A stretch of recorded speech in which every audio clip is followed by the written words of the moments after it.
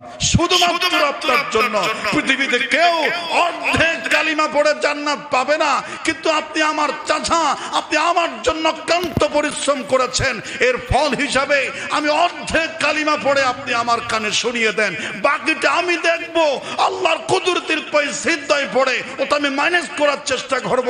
আপনি কালিমার অর্ধেক বলেন, কিন্তু নসিব খারাপ আবু তালেবের, অর্ধেক কালিমাও পড়লো না, জাহান্নামী হয়ে মারা গেল।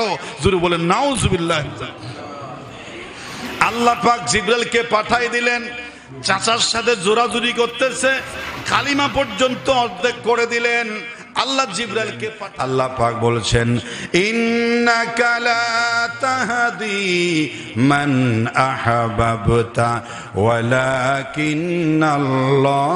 ইয়াহদি মান ইয়াশা। হে আমার রাসূল, আপনি যাকে ভালোবাসেন, মহব্বত করেন, তাকে জোর করে আপনি হেদায়েত ঢুকাই দিতে চাইলে কি সে হেদায়েত নিতে পারবে? হেদায়েত এটা আল্লাহ যাকে চান তাকে দিবেন। আল্লাহ কাকে দিবেন? ওয়াল্লাযীনা জাহাদু ফীনা লানাহদিয়ান্নাহুম সুবুলানা। যারা হেদায়েত ভিক্ষা চাইবে, হেদায়েতের জন্য হাত তুলবে, হেদায়েতের জন্য ফরিয়াদ জানাবে, আমি তাকেই হেদায়েত দেব। যে চায় না, আপনি জোর করে তাকে হেদায়েতের নূর আপনি ঢুকাই দিতে পারবেন না। এই অধিকার আপনাকে দেওয়া হয় নাই। আপনি আর আবু তালেবকে কালিমার দাওয়াত দিবেন না, তার নসিব খারাপ, সে জাহান্নামী হয়ে মরবে। তারা নসিব খারাপ, তার কপাল পোড়া। জোরে বলেন নাউজুবিল্লাহ। সবচেয়ে সহজ শাস্তি রাসূল বলেছেন আমার চাচার উপর হবে, দুটি জ্বলন্ত আগুনের উপরে আমার চাচাকে দাঁড় করে দেওয়া হবে। শাস্তি হবে ইয়াগলি দিমাগুহু, বলে সিদ্ধ হতে থাকবে, ফুটতে থাকবে। পায়ের তলায় অঙ্গার দিয়েছে, গোশত ফুটতে থাকবে না, নাড়ি বুড়ি গুলো সিদ্ধ ফুটতে ফুটতে থাকে। ওখান থেকে সিদ্ধ হতে হতে মাথার উপরে যে মগজ আছে, ওই মগজগুলো সিদ্ধ হবে, পানি হয়ে গট গট করে সিদ্ধ হবে। সারা শরীর তো জ্বলবে, মাথার মগজ পর্যন্ত সিদ্ধ হতে থাকবে। চুলার ভিতরে সমস্ত আগুন যদি একসাথে দেওয়া হয়, যখন প্রচন্ড গরম হয়, যখন সেই সময় যেমন গোশতের মাংসের সেই তরকারি, যেমন তরকারিগুলো সিদ্ধ হতে থাকে, ওই জ্বলন্ত অঙ্গারের তীব্রতার কারণে মাথার মগজও চুলার আগুনে তরকারির মতো করে সিদ্ধ হতে থাকবে। কিয়ামত নয়, অনন্তকাল অনন্তকাল সেই শাস্তি হবে।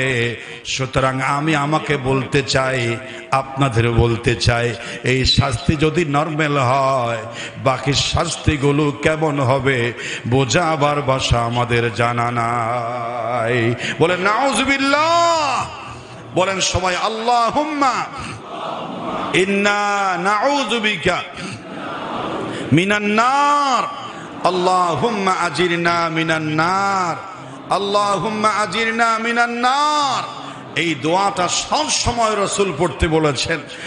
আর বলেছেন তোমরা পড়ো আল্লাহুম্মা হাসিবনা হিসাবান ইয়াসীরা, আল্লাহুম্মা হাসিবনা হিসাবান ইয়াসীরা। আল্লাহ গুনাহ করেছি আমরা, পাপ করেছি আমরা, যদি হিসাবের বালাম খুলো মুক্তি নাই। যদি হিসাব চাও, যদি আমলনামা খুলে বলে এগুলো করলি কেন, তাহলে আমাদের জাহান্নাম ছাড়া উপায় নাই।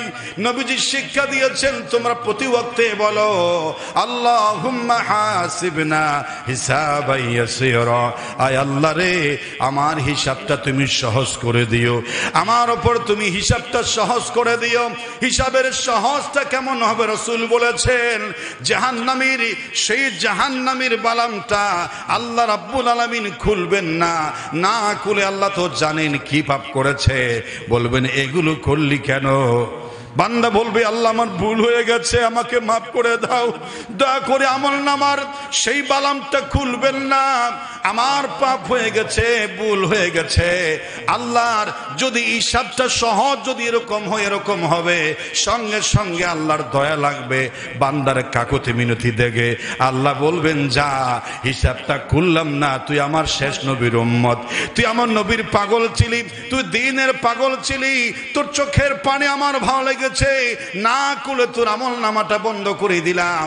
আর আল্লাহ পাক যখন বলবেন আমার জান্নাতে চলে যা, ফাদখুলি ফি ইবাদি ওয়াদখুলি জান্নাতি, আমার জান্নাতে চলে যা, এটার নাম হলো সহজ হিসাব। এটার নাম কি? সহজ হিসাব। এটাকে বলা হয় হাসিবনি হিসাবান ইয়াসীরা। আল্লাহ মানুষ হিসাবে শয়তানের ধোঁকায় পড়ে, নফসের তাড়নায় পড়ে এবং দুনিয়ার যৌবনের সে আকর্ষণে পড়ে, চাকচিক্যে লোভে মুহে পড়ে আল্লাহ প্রতিনিয়ত গুনাহ করে যাচ্ছি। আল্লাহ তারপরও বিশ্বাস রাখি তোমার নাম রহিম, তোমার নাম রহমান, তুমি গফফার যুনুব সত্তারুল উয়ুব। আমার আমলনামা তুমি দেখিও না, আমার হিসাবটা সহজ করিও, আমাকে তুমি মাফ করে দিও, আমাকে তুমি খালাস দিয়া দিও। বলেন আল্লাহুম্মা আমিন। এক পাগল বলছেন মিজান ও আদালত কি জরুরত হি नहीं है। আল্লাহ মিজান, আদালত, মাপা তোলা, ওজন মাপা, হিসাব নিকাশ, এই সমস্ত কিছু আমি শুনতে চাই না, এগুলো আমি ভাবতেও পারি না, এগুলো আমি শুনতেও চাই না, এগুলো আমি বুঝতেও চাই না। আমার একটাই আমার আশ্রয় রহমত কি সেওয়া আর কোই সাহারা नहीं है। আমার একমাত্র সম্বল হলো তোমার দয়া, তোমার রহমত, তোমার একটু সুদৃষ্টি, ওটাই আমি চাই। যদি তোমার সুদৃষ্টি আমার আমলনামার দিকে পড়ে তাহলে মিজান আদালত আমাকে আটকাতে পারবে না। তোমার রহমতের ঝিলিক যত পাপ হোক আমাকে জান্নাতে নিয়ে যাবে। বলেন সুবহানাল্লাহ। কেবল আল্লাহর দয়ায় মানুষ জান্নাতে যাবে। সুতরাং আজকে আর বাড়াবো না। আজকে এই সপ্তাহ এবং আগামী কয়েক সপ্তাহ আমাকে একটু তাড়াতাড়ি চলে যেতে হবে। আমার একটা পরীক্ষা আছে 2টা থেকে শুরু, এজন্য আমি লম্বা চড়া আলোচনা করব না। আজকে মিলাদ শরীফ পড়ব না। একটা কথা বলে দিই, অনেকে বলে হুজুর মাঝে মধ্যে মিলাদ শরীফ কিয়াম করেন, কোনো সময় করেন না। সেটা আমি এই আঙ্গিকে করি যে সব সময় পড়ি না কেন, এটা যেন মানুষ মনে না করে এটা ফরজ ওয়াজিব। এটা কি? ফরজ ওয়াজিব। এটা না করেছে এই জুমা বরবাদ, এরকম ফালতু চিন্তা যেন কোনো মানুষের না। সেটা মুস্তাহাব। আপনি নফল নামাজ কি প্রতিদিন পড়েন? আমি সেটা বেদাত নাই বললাম। অনেকে মিলাদকে বলে বেদাত, আমি বেদাত না বললাম, ঠিক আছে, কিন্তু নফল নামাজ, আওয়াবিনের নামাজ আপনি কি প্রতিদিন পড়েন? আপনার ইচ্ছে হলে পড়েন, ইচ্ছে হলে পড়েন না। তো সেটা মাঝে মধ্যে দিচ্ছেন ছেড়ে, মাঝে মধ্যে করতেন, এটার নাম নফল। তো এটা মুস্তাহাব হিসাবে এটা নিয়ে ইখতিলাফ আছে, তারপরে মনে করলাম মুস্তাহাব। এজন্য মাঝে মধ্যে করি, মাঝে মধ্যে করি না, যেন এটাকে পরবর্তী প্রজন্ম ফরজ মনে না করে, ওয়াজিব মনে না করে। প্রতি জুমা যদি আমি লাগাতার করি, আবার কেউ মনে করবে যারা ছোট্ট বয়সের, মনে হয় মিলাদ কিয়াম এটাও মনে হয় জুমার অংশ, এটা ফরজ ওয়াজিব, না করলে কবিরা গুনাহ হবে, এরকম যেন মনে না করেন। নফল সেই আঙ্গিকে মাঝে মধ্যে করি, মাঝে মধ্যে ছাড়ি। রসুলের মুহাব্বতে আমরা সালাম দিই, রসুলের মুহাব্বতে দরুদ শরীফ পাঠ করি। এটা কোনো সময় হবে, কোনো সময় হবে না, তার জবাব দিয়ে দিলাম। কোনো কেউ নেগেটিভ কোনো কথা বলার দুঃসাহস করবেন না। এটা করা মানে হচ্ছে বাড়াবাড়ি, এটা করা মানে কি? বাড়াবাড়ি। আল্লাহ পাক আমাদেরকে বোঝার তৌফিক দান। পবিত্র জুমার দিনে হাজারো ব্যস্ততার পরেও আল্লাহ পবিত্র ঘরে বসার তৌফিক দান করেছেন। সেই আল্লাহর দরবারে প্রাণ খুলে জবান ছেড়ে শুকরিয়া আদায় করে পড়ছি আলহামদুলিল্লাহ। লাখ কোটি দরুদ সালামের হাদিয়া পেশ করছি সরওয়ারে কায়নাত নূরে মুজাসসাম রাহমাতে দু আলম, সর্বকালের সর্বযুগের সর্বশেষ ও সর্বশ্রেষ্ঠ মহামানব পেয়ারা নবী, শ্রেষ্ঠ নবী মুহাম্মাদুর রাসূলুল্লাহ সাল্লাল্লাহু আলাইহি ওয়াসাল্লামের প্রতি। মুআজ্জাজ হাজিরিন কিরাম, আমাদের আজকে প্রায় শেষ পর্যায়ে, এটা আর বেশি দিন চলবে না। আমরা অন্য বিষয়ে মাসের সাথে সম্পৃক্ত আলোচনার দিকে চলে যাব। তো আজকে জাহান্নাম এর বিভিন্ন শাস্তি এবং জাহান্নামের বিবরণের পঞ্চম পর্ব হিসাবে, পঞ্চম পাঠ হিসাবে আজকে আমরা আলোচনা করব। যে সবচেয়ে সাহাবায়ে কেরাম প্রশ্ন করেছিলেন রাসূল করিম সাল্লাল্লাহু আলাইহি ওয়াসাল্লাম থেকে, জাহান্নামে তো কোটি কোটি মানুষ যাবে, সবচেয়ে সহজ শাস্তি কোনটা হবে এবং সেটা কার হবে? সবচেয়ে কম শাস্তি পাবে কোন ব্যক্তি এবং সেটা কি? সেটা কি? জাহান্নামীদেরকে যখন ক্ষুধার যন্ত্রণায় যখন ছটফট করবে, তাদেরকে কত প্রকার খাবার দেয়া হবে? সেই বিষয়ে আলোচনা করব ইনশাআল্লাহ। কোরআনুল কারীমে আল্লাহ রাব্বুল আলামিন জাহান্নামীদের শাস্তির কথা প্রথমেই একটা সূরা থেকে শুরু করতে পারে, সূরাতুল গাশিয়া। 30 নম্বর পারার সূরাতুল গাশিয়ার একটি আয়াতে কারিমা শুরু থেকেই আল্লাহ রাব্বুল আলামিন আমাদেরকে বলেছেন, বিসমিল্লাহির রহমানির রহিম, হাল আতাকা হাদিসুল গাশিয়া। হে নবী, আপনার কাছে কি আচ্ছন্নকারী বিপদের খবর আপনার কাছে পৌঁছেছে কি? উজুহু ইয়াউমাইযিন খাশিআ, সেদিন কিছু মানুষের চেহারা হবে ভীত সন্ত্রস্ত হবে, ভয়ে তারা তরতর করে কাঁপবে। এই সংবাদ কি আপনার কাছে পৌঁছেছে? আমিলাতুন নাসিবা, কঠোর পরিশ্রমরত অবস্থায় তারা ক্লান্ত এবং পরিশ্রান্ত থাকবে, খুবই টেনশনের মধ্যে থাকবে, খুবই দৌড়ের উপর তারা থাকবে, দৌড়তে দৌড়তে টেনশনে দুশ্চিন্তায় তারা খুবই একেবারে ক্লান্ত হয়ে যাবে, দুর্বল হয়ে যাবে। কেন দুর্বল হয়ে যাবে? কারণ তারা নিশ্চিত জানতে পেরেছে তাসলা নারান হামিয়া, কিছুক্ষণের ভিতরে তাদেরকে জ্বলন্ত আগুনে ফেলে দেওয়া হবে। এটা কনফার্ম, নিশ্চিত হওয়ার কারণে তারা খুবই ক্লান্ত পরিশ্রান্ত হয়ে যাবে, এরা একেবারে হতাশ হয়ে যাবে। কিছুক্ষণের ভিতরে ফেরেশতা এসে তাদেরকে দাও দাও করে জ্বলন্ত আগুনে ফেলে দেওয়া হবে। তুসকা মিন আইনিন আনিয়া, সেখানে পড়ার পরে তাদেরকে ফুটন্ত ঝর্ণার পানি তাদেরকে পান করার জন্য দেয়া হবে। আইনিন আনিয়া, এটা এক প্রকার পানীয় তাদেরকে দেওয়া হবে। লাইসা লাহুম তুআমুন ইল্লা মিন দরি, তাদের জন্য দরি নামক খাবার ছাড়া আর কোনো খাবার থাকবে না। দরি কাকে বলা হয়? কাঁটাযুক্ত শুকনা ঘাস ছাড়া কাঁটাযুক্ত শুকনা খাবারকে দরি বলে। সেটা জাহান্নামীদেরকে খাবার হিসেবে দেওয়া হবে। ওটা খাবেও তারা, কিন্তু খাওয়ার পরে ফল হবে কি? আল্লাহ পাক বলছেন, লা ইউসমিনু ওয়ালা ইউগনি মিন জু, তাদের পুষ্ট করবে না, তাদের খিদার জ্বালাও মরবে না, ক্ষুধাও মিটবে না, শুধু খাবে আর খাবে। এর কারণে তাদের ক্ষুধার যন্ত্রণা বিন্দু পরিমাণ কমবে না। এ হচ্ছে সূরাতুল গাশিয়ায় জাহান্নামীদের একটা সংক্ষিপ্ত বিবরণ পানির। এর পরবর্তী ইনশাআল্লাহ বলেন, উজুহু ইয়াউমাইযিন নাঈমা, সেদিন কিছু মানুষের চেহারা হবে আনন্দিত আলোকোজ্জ্বল, লিসাআইহা রাদিয়া, তারা দুনিয়ায় নিয়ে যাওয়া তাদের আমল নিয়ে খুবই সন্তুষ্ট থাকবে। বলেন সুবহানাল্লাহ। দুনিয়ায় আমল করা নিয়ে তারা সন্তুষ্ট থাকবে। ফি জান্নাতিন আলিয়া, তারা সুউচ্চ জান্নাতে প্রবেশ করবে। লা ইয়াসমাউ ফিহা লাগিয়া, জান্নাতে প্রবেশ করার পরে সেখানে কোনো বাজে কথা, কোনো অবান্তর, কোনো কষ্ট পায় এমন কথা তারা সেখানে শুনবে না। ফিহা আইনুন জারিয়া, সেখানে ঝর্ণাসমূহ প্রবাহমান থাকবে। ফিহা সুরুরুম মারফুআ, সেখানে উঁচু উঁচু আরামদায়ক আসনগুলো সাজানো থাকবে। ও আকওয়াবুম মাওদুআ, আর পান পাত্র সমূহ সবগুলো সাজানো থাকবে।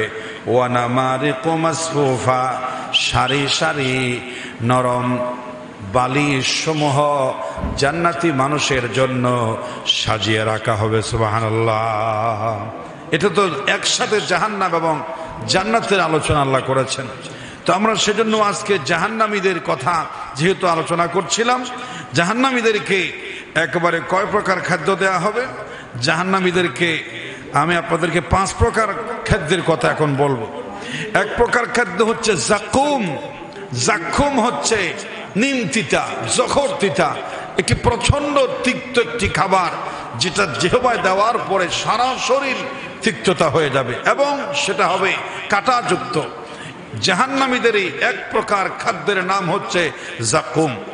আল্লাহ পাক বলেছেন আযালিকা খায়রুন নুজুলান আম শাজারাতুজ জাক্কুম। সূরা দুখানে আল্লাহ পাক বলেছেন তাদেরকে খাবার হিসাবে জাক্কুম খাবারটা দেয়া হবে। এটা হবে অতি তিক্ত এবং কাঁটাযুক্ত। ওটা খাওয়ার পরে সারা শরীর তিক্ত হয়ে যাবে এবং কাঁটায় তাদের সেই গলাসমূহ ছিঁড়ে যাবে। আল্লাহ পাক আরো অন্য জায়গায় বলেছেন ইন্নাশ শাজারাতুজ জাক্কুম, ইন্নাশ শাজারাতাজ জাক্কুম, নিশ্চয় জাক্কুম এক প্রকার বৃক্ষ জাহান্নামে থাকবে, সে তাআমুল আসিম, পাপীদের খাবার হবে। তার সেটা পাপীদের কি হবে? খাবার হবে। দ্বিতীয় প্রকার আরেকটা জাহান্নামীদের খাবারের নাম হলো দরি।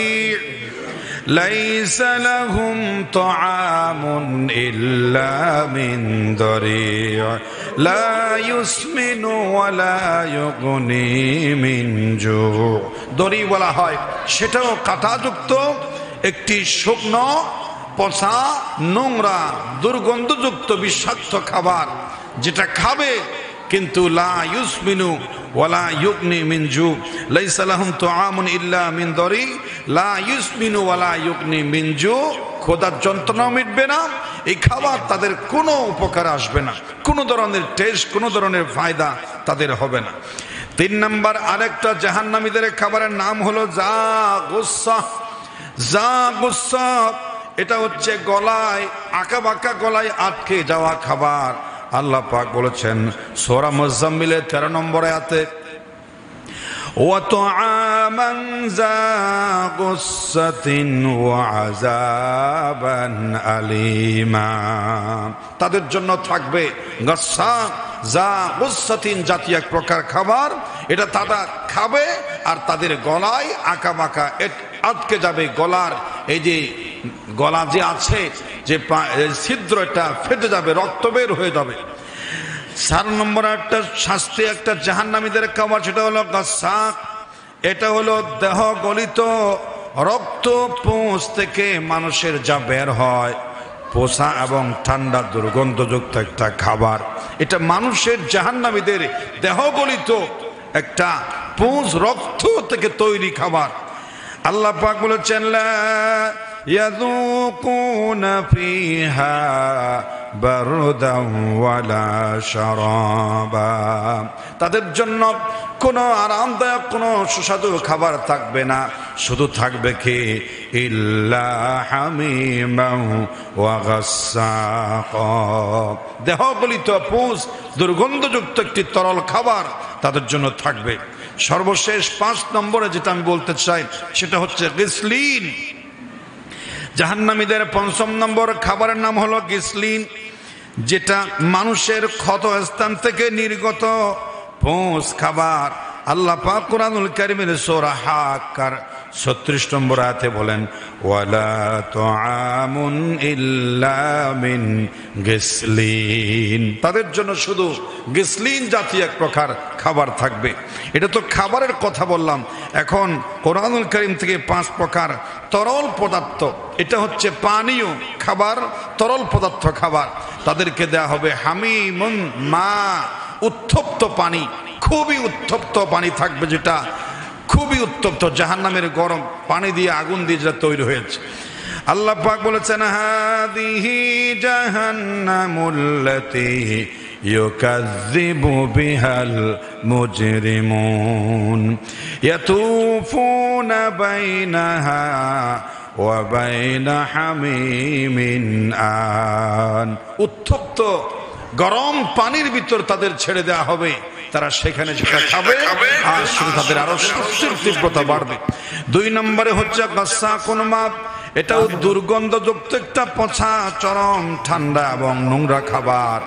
এটা হচ্ছে আল্লাহ পাক বলছেন গাসসাকুন মা হাযা ফালইয়াযুকুহু হামিমু ওয়া গাসসাক। তাদেরকে দুর্গন্ধযুক্ত এক প্রকার পানীয় তাদের খাওয়ানো হবে। আরেকটা হচ্ছে গিসলিনুন মাউন সাদীদ, ক্ষতস্থান থেকে মানুষের দেহ রক্ত মাংস গলিত একটি খাবার উত্তপ্ত তাদেরকে দেয়া হবে, নির্গত পুঁজ। মানুষের জাহান্নামীদের থেকে শাস্তির পরে যেই নির্গত রক্ত পুঁজ বের হয় সেটা উত্তপ্ত আগুনে জ্বলে পড়ে সেটা এরকম গরম। এটা এক প্রকার যখন তারা খেতে চাইবে, ক্ষুধার যন্ত্রণায় চিৎকার মারবে, ফেরেশতা তাদের হাতে এই গ্লাসটা তুলে ধরবে, এটা খাওয়ার পরে আরো শাস্তি হবে। আরেকটা হচ্ছে আল মা উল মুহলি, এটা হচ্ছে তৈলাক্ত এক প্রকার খাবার। আরেকটা হচ্ছে তিনাতুল খাবাল, এই হচ্ছে শরীর থেকে আরেকটি নির্গত খাবার, এটা ঘাম। জাহান্নামীদের থেকে ঘাম এগুলো কালেকশন করা হবে, ঘামগুলো এক জায়গায় কালেকশন করে ঘাম আইটেম থেকে তাদেরকে পানি হিসেবে দেওয়া হবে। প্রত্যেকটা খাদ্য এবং পানীয় হবে নতুন শাস্তির আরেকটা মাত্রা। এভাবে থাকতে হবে অনন্তকাল, অনন্তকাল থাকতে হবে। আর শাস্তির সময় তারা মা বাবাকে দায়ী করবে, তারা জাহান্নামীরা দায়ী করবে তাদের মা বাবাকে। তারা বলবে ইয়াকুলুনা ইয়া লাইতানা আতা'না আল্লাহ ওয়া আতা'নার রাসূলা। আফসোস করে বলবে আল্লাহ, যদি আমাদের নেতাগুলো ভালো হতো, আতা'না আল্লাহ ওয়া আতা'নার রাসূলা, আমরা যদি আল্লাহ এবং তার রাসূলের আনুগত্য করতাম। এরপরে কোরআনুল কারীমের সূরা আহজাবের ৬৭ নম্বরে আছে আল্লাহ পাক বলেন তারা কাকে কাকে দোষ দিবে, কাকে লানত দিবে, কাকে গজব দিবে, কাকে অভিশাপ দিবে, কার উপর অভিযোগ পেশ করবে। আল্লাহ পাক বলেছেন ওয়াকালু রব্বানা ইন্না আতা'না সাদাতনা ওয়া কুবরানা ফাআদাল্লুনা সাবিলা। এ আল্লাহ, হে আমাদের রব, যদি আমরা ইন্না আতা'না সাদাতনা, আমরা যদি আমাদের যে নেতাগুলো সেই নেতাগুলোকে আমরা আনুগত্য করেছি, ওয়া কুবরানা, এবং আমাদের মুরব্বী, আমাদের গার্ডিয়ান, আমাদের মা বাবার আমরা আনুগত্য করেছি, আমরা তো বুঝি নাই, আমাদেরকে সেভাবে তারা যেভাবে শিক্ষা দিয়েছে সেভাবে আমরা কি করেছি, জীবন থেকে তৈরি করেছি। ফাআদাল্লুনা সাবিলা, আমরা কিছু নেতা পেয়েছি এমন যারা আমাদেরকে গোমরা করেছে, আমরা কিছু মা বাবা পেয়েছি এমন যারা আমাদেরকে গোমরা করেছে। কুবরানা, আমাদের মা বাবা, আমাদের গার্ডিয়ান, যাদের ছত্রছায়া আমরা ছিলাম, তারা আমাদেরকে যেভাবে মানুষ করেছে আমরা সেভাবে মানুষ হয়েছি। তারা ছোট্টবেলায় কোরআন থেকে সহি শুদ্ধ করার জন্য যত টাকা, যত পদ্ধতি, যত মেহনত করা প্রয়োজন সেটা যথাযথ তারা করে নাই। কিন্তু ইংরেজি, অঙ্ক, গানের ক্লাস, নাচের ক্লাস বা অন্যান্য সংস্কৃতির এগুলোকে তারা খুব মজবুতভাবে শিক্ষা করার জন্য ওখানে লক্ষ লক্ষ টাকা ব্যয় করেছে। কিন্তু দিন শেখার জন্য, কোরআন শেখার জন্য, আল্লাহ চিনার জন্য, ধর্মর অনুশাসন মেনে চলার জন্য যে ধর্মীয় শিক্ষা পর্যাপ্ত পরিমাণে প্রয়োজন ছিল, আমাদের মা বাবা নিজেও ছিল মূর্খ, অশিক্ষিত, দিন সম্পর্কে উদাসীন, তারা আমাদেরকে দিনের শিক্ষা থেকে বঞ্চিত করেছে। আর আমরা যৌবন বয়সে একটু যখন বড় হয়েছি, আমাদের সমাজের যে নেতাগুলো ছিল এগুলা ছিল মদখুর, গাঁজাটি, চাঁদাবাজ, টেন্ডারবাজ, দুনিয়াদার ছিল। ওরাও এই সমাজে কিভাবে ছোট্ট ছেলেগুলো কিভাবে দ্বীনের লাইনে মানুষ হবে, ধর্মীয় লাইনে মানুষ হবে, জায়গায় জায়গায় শিক্ষা প্রতিষ্ঠান তৈরি করে এগুলোকে দক্ষ অভিজ্ঞ শিক্ষক দ্বারা পরিচালিত করে কোরআন বোঝার জন্য যতটুকু মেহনত প্রয়োজন এই জাতির নেতারা এটা নেয়নি। এজন্য তারা বলছে আমরা যদি এই সমস্ত নেতা যেগুলো আমরা পেয়েছিলাম এগুলো আমাদেরকে গোমরা করেছে। আল্লাহ পাক বলবেন জাহান্নামীরা এর ওর দোষ দিয়ে লাভ নাই, তোমরা কি বলতে চাও? তখন জাহান্নামীরা বলবে রব্বানা আতিহিম দি'ফাইন মিনাল আযাব ওয়া লা'আনহুম লা'নান কাবীরা। রব্বানা আতিহিম দি'ফাইন মিনাল আযাব, আল্লাহ আমাদের দাবি হলো যাদের অবহেলার কারণে, ভুল সিদ্ধান্তের কারণে আমরা জাহান্নামী হলাম, আমাদেরকে যে শাস্তি দিচ্ছ তাদেরকে ডবল শাস্তি দেওয়া লাগবে বলে নাউজুবিল্লাহ। সুতরাং যে সমস্ত মা বাবারা, যে সমস্ত সমাজের নেতারা জাতীয় সামাজিক যে সমস্ত নেতা নেত্রীরা যাদের ভুল সিদ্ধান্তের কারণে ছোট্ট ছোট্ট মাসুম বাচ্চাগুলো ভুল পথে চলে গেল, তাদের দাবি গ্রহণ করে আল্লাহ রাব্বুল আলামিন গার্ডিয়ানদেরকে, অভিভাবকদেরকে, নেতাদেরকে জাহান্নামের ডবল শাস্তি দিবেন। বলেন নাউজুবিল্লাহ। মা বাবার কথা আবার নির্দিষ্টভাবে সন্তানরা বলবে, রব্বানা আরিনাল লাযাইনি আদাল্লানা মিনাল জিন্নি ওয়াল ইনস। আল্লাহ তাআলা কিয়ামতের মাঠে বলবে, সেই সমস্ত মানুষ এবং জিনদেরকে আমাদেরকে দেখিয়ে দাও, আদাল্লানা, যারা আমাদেরকে গোমরা করেছে, যারা আমাদেরকে পথভ্রষ্ট করেছে, যারা আমাদেরকে যখন আমাদের যে দ্বীনি শিক্ষা দেওয়ার প্রয়োজন ছিল তা দিতে ব্যর্থ হয়েছে, ওই সমস্ত আমাদের গার্ডিয়ান, আমাদের মা বাবা, আমাদের দাদা দাদি, আমাদের নেতা, আমাদের মুরব্বী মাতার উপর যারা ছিল গার্ডিয়ান, তাদেরকে দেখিয়ে দাও। দেখিয়ে দাও কি করবে তোমরা? তখন তারা বলবে, নাজআলহুমা তাহতা আকদামিনা লিয়াকুনা মিনাল আসফালিন। একটু মনের জ্বালা মিটাবো, তাদেরকে আমাদের পায়ের সামনে এনে দাও।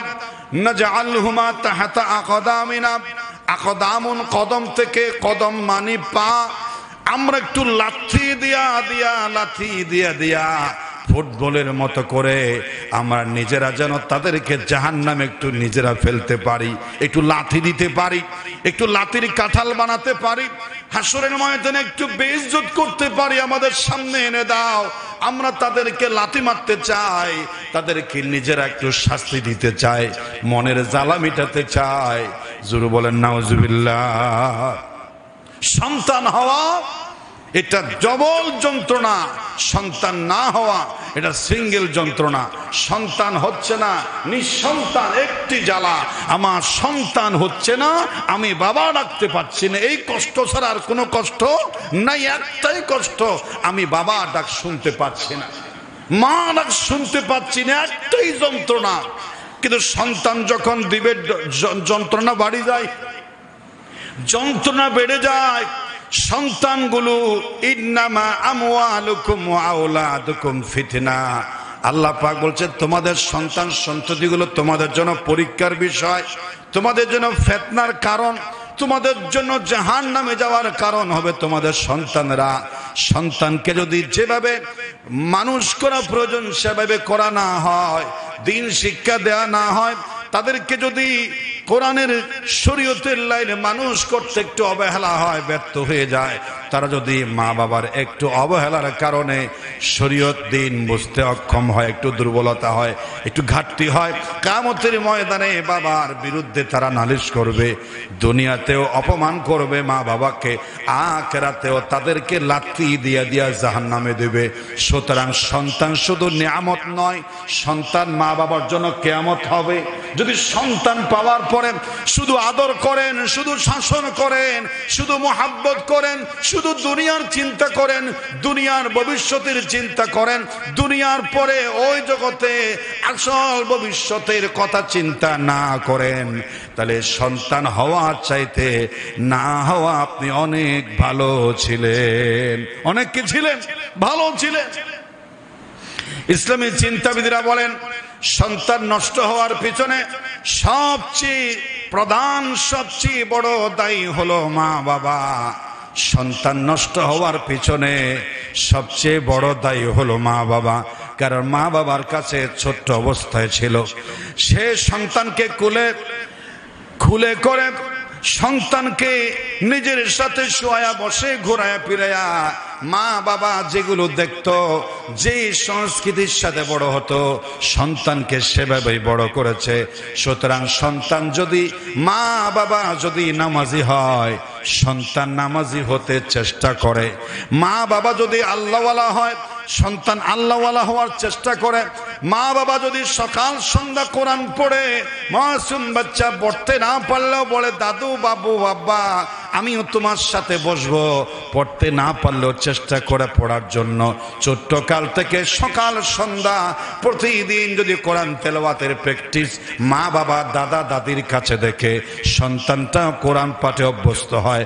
মা বাবা কখন কোরআন পড়েছে, কোরআন দেখেছে, তার সন্তানের মনেও নাই, নিজেরও মনে নাই, সন্তানও কোরআন পড়ে না।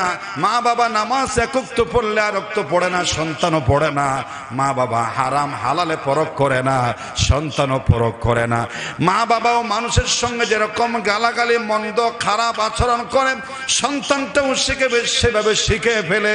এখান থেকে সব কিছু কর্মজীবনে গিয়ে মা বাবার খাসলতটা সন্তানের দিলের ভিতরে বসে যায়। সুতরাং মা বাবা হলো সন্তান ভালো এবং খারাপ হওয়ার জন্য প্রধান বিষয়। এজন্য মুফাসসিরিন কিরাম বলেছেন, আল সন্তানদের কুল আল খিদনু আল খাদনু লিল বানিনা ওয়াল বানাত, সন্তানদের জন্য প্রথম বিশ্ববিদ্যালয় বলে মা বাবার কুল। খিজনুল উম্মাহাত, খিজনুল উম্মাহাত মানে মাতৃকুল, মায়ের কুল। মা বাবার সেই ঘরটা হলো লিল বানিনা ওয়াল বানাত, সন্তান সন্ততির জন্য প্রথম বিশ্ববিদ্যালয়। প্রাইমারি প্রথম শিক্ষা প্রতিষ্ঠান হলো সন্তানদের জন্য মা বাবার বাড়ি। সেখান থেকে আপনার কোমলমতি ছাত্র, কোমলমতি ছেলে মেয়ে যেভাবে আপনি চলবেন সেভাবে সন্তান মানুষ হবে। সাবধান হতে হবে, যখন থেকে সন্তান কথা বলতে শিখবে, যখন থেকে সন্তান আপনার জিনিসগুলো আপনার দৃশ্যগুলো ক্যাচ করতে শিখবে, সতর্ক সজাগ হতে হবে। আপনি তার দিলে কি বসাচ্ছেন, কি সেভ করে দিচ্ছেন, আপনার থেকে কিসের লাইন পাচ্ছে, কিসের সাথে কানেক্টেড করে দিচ্ছেন, এটার ব্যাপারে প্রত্যেক মা বাবার সতর্ক হতে হবে, আল্লাহকে ভয় করতে হবে। এগুলো আমানত, এগুলো নষ্ট হলে আপনাকেও ছাড়বে, সজাগ থাকতে হবে। এবং এখন আমরা শুনবো জাহান্নাম খুবই কষ্টের জায়গা, কিন্তু জাহান্নামের সবচেয়ে কম শাস্তি কার হবে? জাহান্নামের সবচেয়ে কম শাস্তি হবে রাসূল করিম সাল্লাল্লাহু আলাইহি ওয়াসাল্লামের কলিজার টুকরা চাচা আবু তালেব। চাচা কি? আবু তালেবের উপরে সবচেয়ে সহজ শাস্তি হবে। সাহাবায়ে কেরাম জানতে চেয়েছেন, ইয়া রাসূলুল্লাহ, কোরআনুল কারীমে জাহান্নামের কঠিন শাস্তির কথা শুনেছি, জানতে মন চায় সবচেয়ে সহজ শাস্তি কোনটা, আর সেটা কার উপর হবে?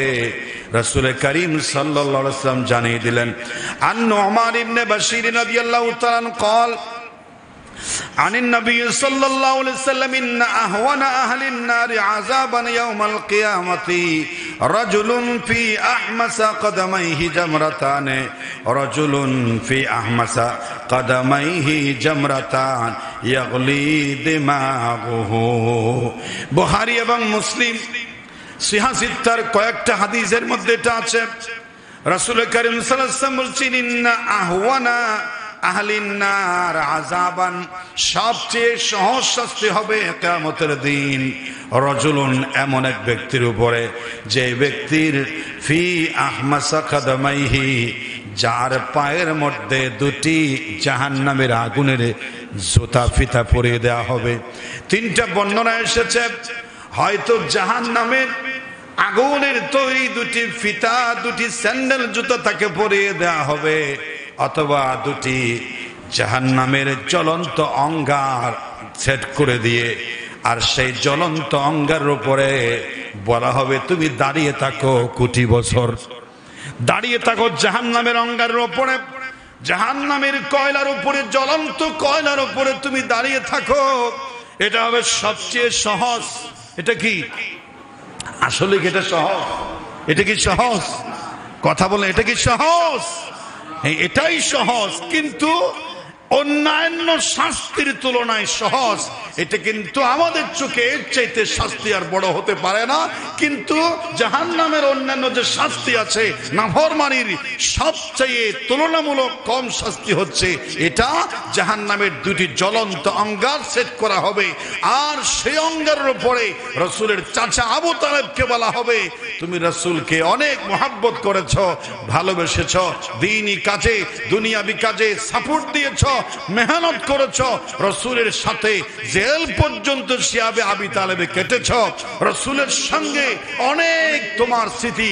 রাসূলের চাচা, রাসূলের বাবা জন্মের আগে মারা গিয়েছিলেন, তারপরে দাদা দায়িত্ব নিয়েছিলেন, তিনিও 2 বছর পরে মারা গিয়েছিলেন। 8 বছর বয়স থেকে শুরু করে আমার নবীজির একেবারে 8 বছর থেকে রাসূলের একেবারে দীর্ঘ শেষ বয়স পর্যন্ত 50-53 বছর বয়স পর্যন্ত আপনি ছিলেন রাসূলের বাবা হলো, রাসূলের মা হলো আপনি, বাবা হলো আপনি, দাদা হলো আপনি, গার্ডিয়ান হলো আপনি, সব আপনি আগলে রেখেছেন আমার নবীজিকে। এর জন্য সবচেয়ে সহজ শাস্তি আপনাকে দেয়া হবে। মৃত্যুর সময় আপনাকে আমার নবী পায়ে ধরে বলেছিল, এত কষ্ট করেছেন সব বিপরে যাবে, একটু আমার মুখে আপনি পড়ে নেন, লা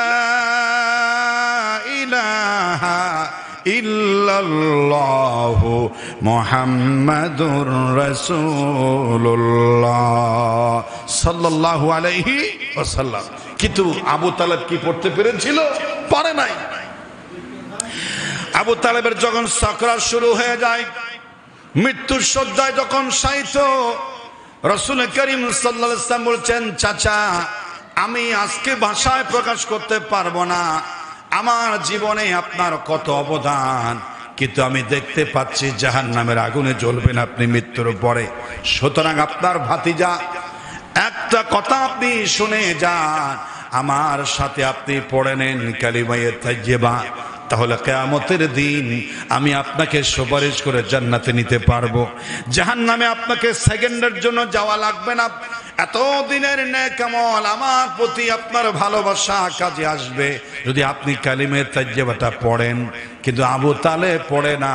পড়তে বললে রাসূল, ওইদিকে আবু জেহেল বলে, আবু লাহাব বলে, ভাইরে মৃত্যুর সময় মুনাফিকি করবা না। সারা জীবন তুমি এই কুরাইশ বংশের নেতৃত্ব দিয়ে লাত মানাত উজ্জার পূজা করেছ, ও সমস্ত খানায়ে কাবার মূর্তির পূজা করেছ। আজ মৃত্যুর সময় বেঈমানি করবা না, মুনাফিকি করবা না, তোমার জীবনে কলঙ্ক লেপন হয়ে যাবে। খবরদার কিন্তু কলিমা পড়বা না। তুমি বাতিজার ফাতে ফা দিবা না, আসার খেও না।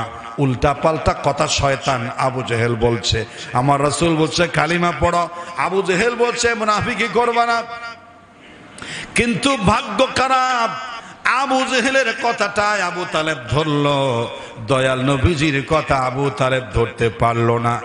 এরপর রাসূল বলছেন, চাচা আমার খুবই কষ্ট হচ্ছে, আপনি কিয়ামতের ময়দানে জাহান্নামের আগুনে যাও দাও করে জ্বলবেন, কিন্তু আমি জান্নাতে আমার উম্মত নিয়ে সুখে থাকবো। ঠিক আছে, আপনার কালিমায়ে তাইয়্যিবায় আমি আপনার বাতিজা, আপনি আমাকে দেখেছেন ছোটকাল থেকে ল্যাংটা অবস্থায়, আপনি আমাকে বাল্য বয়সে দেখেছেন, আপনার ঘরে মানুষ হয়েছি, আপনি আমি রাসূল হিসাবে আপনার মনতে মন না চায়, আপনি আল্লাহকে এক আল্লাহ বলে লা ইলাহা ইল্লাল্লাহ এটা শুধু গ্রহণ করেন, শুধু বলেন আল্লাহ মানি, লাত মানাত উজ্জা পৃথিবীর কোন মূর্তি আল্লাহর সহায়ক মানি না, একচ্ছত্র ক্ষমতার মালিকানা আল্লাহ, আল্লাহ যা চান তা পারেন, আল্লাহ ছাড়া কারো কোনো ক্ষমতা নাই। লা ইলাহা ইল্লাল্লাহ এই শব্দটা কালিমার প্রথম পাঠটা পড়ে যদি আপনি মারা যান, আপনি আমাকে যদি মুহাম্মদ রাসূলুল্লাহটা না বলেন, আল্লাহর কুদরতির পায়ে সিজদায় গিয়ে বলবো, আল্লাহ তোমাকে তো এক হিসাবে মেনেছে, আমাকে রাসূল হিসাবে মানে নাই। শুধুমাত্র আপনার জন্য পৃথিবীতে কেউ অর্ধেক কালিমা পড়ে জান্নাত পাবে না, কিন্তু আপনি আমার চাচা, আপনি আমার জন্য ক্লান্ত পরিশ্রম করেছেন, এর ফল হিসাবে আমি অর্ধেক কালিমা পড়ে আপনি আমার কানে শুনিয়ে দেন, বাকিটা আমি দেখবো। আল্লাহর কুদরতির পায়ে সিজদায় পড়ে ওটা আমি ম্যানেজ করার চেষ্টা করব। আপনি কালিমার অর্ধেক বলেন, কিন্তু নসিব খারাপ আবু তালেবের অর্ধেক কালিমাও পড়লো না, জাহান্নামী হয়ে মারা গেল। জোরে বলেন নাউজুবিল্লাহ। আল্লাহ পাক জিবরাইলকে পাঠাই দিলেন, চাচার সাথে জোরাজুরি করতেছে, কালিমা পর্যন্ত অর্ধেক করে দিলেন। আল্লাহ জিবরাইলকে আল্লাহ পাক বলছেন, ইন্নাকা লা তাহদি মান আহবাবতা ওয়ালাকিন্নাল্লাহা ইয়াহদি মান ইয়াশা। হে আমার রাসূল, আপনি যাকে ভালোবাসেন, মহব্বত করেন, তাকে জোর করে আপনি হেদায়েত ঢুকাই দিতে চাইলে কি সে হেদায়েত নিতে পারবে? হেদায়েত এটা আল্লাহ যাকে চান তাকে দিবেন। আল্লাহ কাকে দিবেন? ওয়াল্লাযীনা জাহাদু ফীনা লানাহদিয়ান্নাহুম সুবুলানা। যারা হেদায়েত ভিক্ষা চাইবে, হেদায়েতের জন্য হাত তুলবে, হেদায়েতের জন্য ফরিয়াদ জানাবে, আমি তাকেই হেদায়েত দেব। যে চায় না, আপনি জোর করে তাকে হেদায়েতের নূর আপনি ঢুকাই দিতে পারবেন না। এই অধিকার আপনাকে দেওয়া হয় নাই। আপনি আর আবু তালেবকে কালিমার দাওয়াত দিবেন না, তার নসিব খারাপ, সে জাহান্নামী হয়ে মরবে। তার নসিব খারাপ, তার কপাল পোড়া। জোরে বলেন নাউজুবিল্লাহ। সবচেয়ে সহজ শাস্তি রাসূল বলেছেন আমার চাচার উপর হবে, দুটি জ্বলন্ত আগুনের উপরে আমার চাচাকে দাঁড় করে দেওয়া হবে। শাস্তি হবে ইয়াগলি দিমাগুহু, বলে সিদ্ধ হতে থাকবে, ফুটতে থাকবে। পায়ের তলায় অঙ্গার দিয়েছে, গোশত ফুটতে থাকবে না, নাড়ি বুড়ি গুলো সিদ্ধ ফুটতে ফুটতে থাকে। ওখান থেকে সিদ্ধ হতে হতে মাথার উপরে যে মগজ আছে, ওই মগজগুলো সিদ্ধ হবে, পানি হয়ে গট গট করে সিদ্ধ হবে। সারা শরীর তো জ্বলবে, মাথার মগজ পর্যন্ত সিদ্ধ হতে থাকবে। চুলার ভিতরে সমস্ত আগুন যদি একসাথে দেওয়া হয়, যখন প্রচন্ড গরম হয়, যখন সেই সময় যেমন গোশতের মাংসের সেই তরকারি, যেমন তরকারিগুলো সিদ্ধ হতে থাকে, ওই জ্বলন্ত অঙ্গারের তীব্রতার কারণে মাথার মগজ চুলার আগুনে তরকারির মতো করে সিদ্ধ হতে থাকবে। কিয়ামত নয়, অনন্তকাল অনন্তকাল সেই শাস্তি হবে। সুতরাং আমি আমাকে বলতে চাই, আপনাদের বলতে চাই, এই শাস্তি যদি নরমাল হয়, বাকি শাস্তিগুলো কেমন হবে বোঝাবার ভাষা আমাদের জানা নাই। বলেন নাউজুবিল্লাহ, বলেন সবাই আল্লাহুম্মা ইন্না নাউযু বিকা মিনান নার, আল্লাহুম্মা আজিরনা মিনান নার, আল্লাহুম্মা আজিরনা মিনান নার। এই দোয়াটা সব সময় রাসূল পড়তে বলেছেন। আর বলেছেন তোমরা পড়ো আল্লাহুম্মা হাসিবনা হিসাবান ইয়াসীরা, আল্লাহুম্মা হাসিবনা হিসাবান ইয়াসীরা। আল্লাহ গুনাহ করেছি আমরা, পাপ করেছি আমরা, যদি হিসাবের বালাম খোলো মুক্তি নাই। যদি হিসাব চাও, যদি আমলনামা খুলে বলে এগুলো করলি কেন, তাহলে আমাদের জাহান্নাম ছাড়া উপায় নাই। নবীজি শিক্ষা দিয়েছেন তোমরা প্রতি ওয়াক্তে বলো আল্লাহুম্মা হাসিবনা হিসাবান ইয়াসীরা। আয় আল্লাহ রে, আমার হিসাবটা তুমি সহজ করে দিও, আমার উপর তুমি হিসাবটা সহজ করে দিও। হিসাবের সহজটা কেমন হবে রাসূল বলেছেন, জাহান্নামীর সেই জাহান্নামীর বালামটা আল্লাহ রাব্বুল আলামিন খুলবেন না। না খুলে আল্লাহ তো জানেন কি পাপ করেছে, বলবেন এগুলো করলি কেন। বান্দা বলবে আল্লাহ আমার ভুল হয়ে গেছে, আমাকে মাফ করে দাও, দয়া করে আমলনামার সেই বালামটা খুলবেন না, আমার পাপ হয়ে গেছে, ভুল হয়ে গেছে।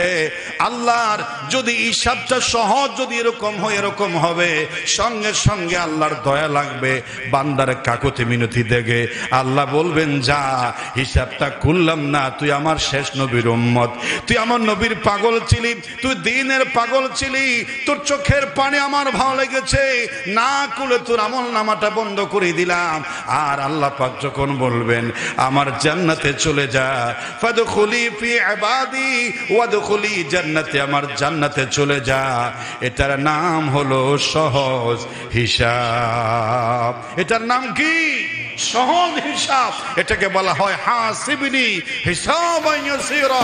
আল্লাহ মানুষ হিসাবে শয়তানের ধোঁকায় পড়ে, নফসের তাড়নায় পড়ে এবং দুনিয়ার যৌবনের সে আকর্ষণে পড়ে, চাকচিক্যে লোভে মুহে পড়ে আল্লাহ প্রতিনিয়ত গুনাহ করে যাচ্ছি। আল্লাহ তারপরও বিশ্বাস রাখি তোমার নাম রহিম, তোমার নাম রহমান, তুমি গফফার যুনুব সত্তারুল উয়ুব। আমার আমলনামা তুমি দেখিও না, আমার হিসাবটা সহজ করিও, আমাকে তুমি মাফ করে দিও, আমাকে তুমি খালাস দিয়া দিও। বলেন আল্লাহুম্মা আমিন। এক পাগল বলছেন মিজান ও আদালত কি জরুরত হি নেহি হ্যায়। আল্লাহ মিজান, আদালত, মাপা তোলা, ওজন মাপা, হিসাব নিকাশ, এই সমস্ত কিছু আমি শুনতে চাই না, এগুলো আমি ভাবতেও পারি না, এগুলো আমি শুনতেও চাই না, এগুলো আমি বুঝতেও চাই না। আমার একটাই আমার আশ্রয়, রহমত কি সেওয়া আর কোই সারা নেহি হ্যায়। আমার একমাত্র সম্বল হলো তোমার দয়া, তোমার রহমত, তোমার একটু সুদৃষ্টি, ওটাই আমি চাই। যদি তোমার সুদৃষ্টি আমার আমলনামার দিকে পড়ে তাহলে মিজান আদালত আমাকে আটকাতে পারবে না। তোমার রহমতের ঝিলিক যত পাপ হোক আমাকে জান্নাতে নিয়ে যাবে। বলেন সুবহানাল্লাহ। কেবল আল্লাহর দয়ায় মানুষ জান্নাতে যাবে। সুতরাং আজকে আর বাড়াবো না। আজকে এই সপ্তাহ এবং আগামী কয়েক সপ্তাহ আমাকে একটু তাড়াতাড়ি চলে যেতে হবে। আমার একটা পরীক্ষা আছে, 2টা থেকে শুরু, এজন্য আমি লম্বা চড়া আলোচনা করব না। আজকে মিলাদ শরীফ পড়বো না। একটা কথা বলে দিই, অনেকে বলে হুজুর মাঝে মধ্যে মিলাদ শরীফ কিয়াম করেন, কোনো সময় করেন না। সেটা আমি এই আঙ্গিকে করি যে সব সময় পড়ি না কেন, এটা যেন মানুষ মনে না করে এটা ফরজ ওয়াজিব। এটা কি ফরজ ওয়াজিব, এটা না করেছে এই জুমা বরবাদ, এরকম ফালতু চিন্তা যেন কোনো মানুষের না। সেটা মুস্তাহাব। আপনি নফল নামাজ কি প্রতিদিন পড়েন? আমি সেটা বেদাত নাই বললাম। অনেকে মিলাদকে বলে বেদাত, আমি বেদাত না বললাম, ঠিক আছে, কিন্তু নফল নামাজ, আওয়াবিনের নামাজ আপনি কি প্রতিদিন পড়েন? আপনার ইচ্ছে হলে পড়েন, ইচ্ছে হলে পড়েন না। তো সেটা মাঝে মধ্যে দিচ্ছেন ছেড়ে, মাঝে মধ্যে করতেন, এটার নাম নফল। তো এটা মুস্তাহাব হিসাবে, এটা নিয়ে ইখতিলাফ আছে, তারপরে মনে করলাম মুস্তাহাব। এজন্য মাঝে মধ্যে করি, মাঝে মধ্যে করি না, যেন এটাকে পরবর্তী প্রজন্ম ফরজ মনে না করে, ওয়াজিব মনে না করে। প্রতি জুমা যদি আমি লাগাতার করি, আবার কেউ মনে করবে যারা ছোট্ট বয়সের, মনে হয় মিলাদ কিয়াম এটাও মনে হয় জুমার অংশ, এটা ফরজ ওয়াজিব, না করলে কবিরা গুনাহ হবে, এরকম যেন মনে না করেন। নফল সেই আঙ্গিকে মাঝে মধ্যে করি, মাঝে মধ্যে ছাড়ি। রসুলের মুহাব্বতে আমরা সালাম দিই, রসুলের মুহাব্বতে দরুদ শরীফ পাঠ করি। এটা কোনো সময় হবে, কোনো সময় হবে না, তার জবাব দিয়ে দিলাম। কোনো কেউ নেগেটিভ কোনো কথা বলার দুঃসাহস করবেন না। এটা করা মানে হচ্ছে বাড়াবাড়ি, এটা করা মানে কি বাড়াবাড়ি। আল্লাহ পাক আমাদেরকে বোঝার তৌফিক দান। সত্য কথাকে আমরা বুঝি